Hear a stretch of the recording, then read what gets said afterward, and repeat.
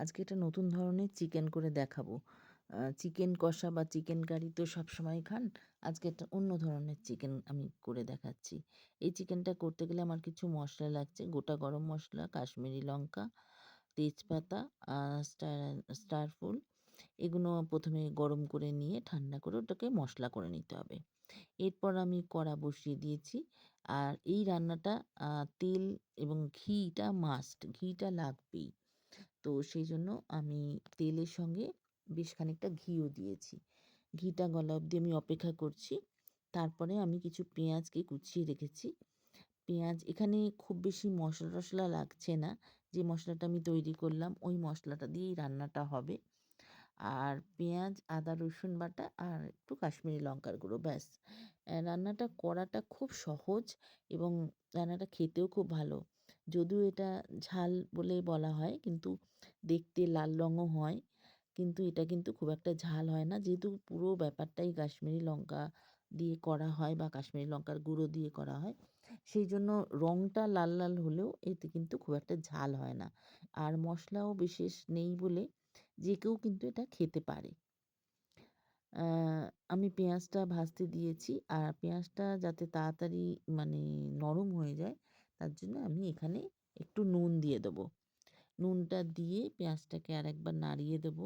নাড়িয়ে আমি মানে ১ মিনিটের জন্য একটু ঢাকা দিয়ে দেবো যাতে পেঁয়াজটা তাড়াতাড়ি হয়ে যায়। রান্নাটা অবশ্যই বাড়িতে সবাই করে দেখবেন। আশা করি ভালোই লাগবে। ভালো লাগলে কমেন্ট বক্সে অবশ্যই লিখে জানাবেন। তাহলে আমার একটু উৎসাহ বাড়বে। ভালো লাগবে আরকি।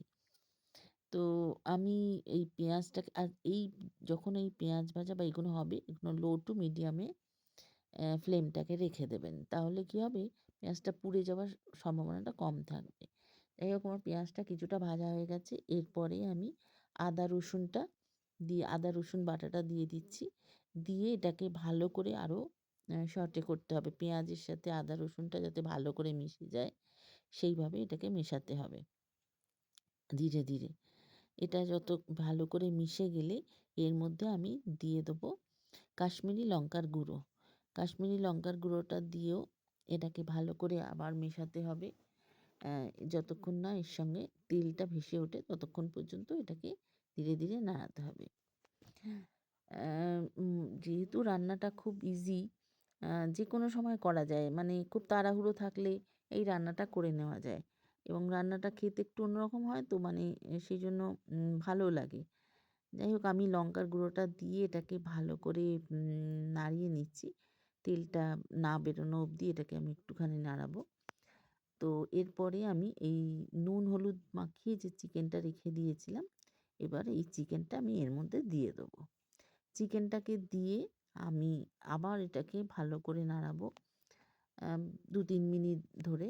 কারণ এই যতক্ষণ না এই চিকেনের মধ্যে মশলাগুলো মানে পেঁয়াজ, আদা, রসুনের এই সমস্ত গুলো ভালো করে মিশে যাবে ততক্ষণ আমাকে এটা নাড়াতে হবে।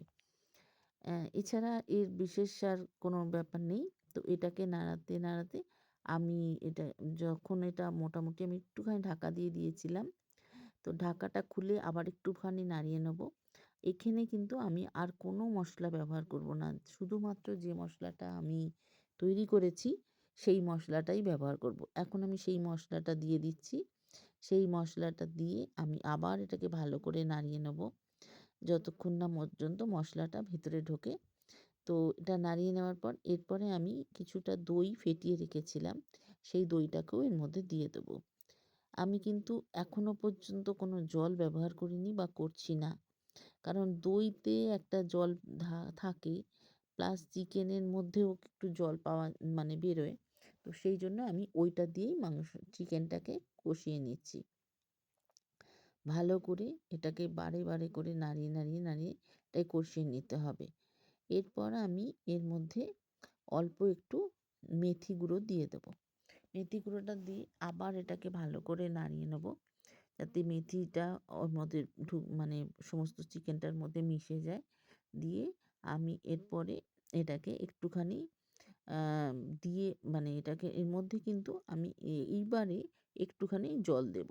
পরিমাণ মতন জল যে যেভাবে যতটা পরিমাণ মানে গ্রেভি রাখতে চাইছেন সেইভাবেই জল দেবেন। খুব বেশি দিলে এটা ভাল লাগবে না। তবে হ্যাঁ, একটু তো গ্রেভির দরকার হয়।